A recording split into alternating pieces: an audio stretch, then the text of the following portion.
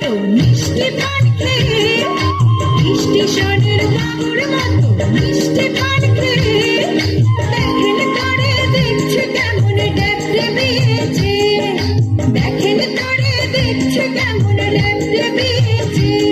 আমি তাই তো বলি চুল বেঁধে সাজ, আমি তাই তো বলি চুল বেঁধে সাজ, হলুদ রাঙা শাড়িতে ঠাকুর জামাই এলো বাড়িতে।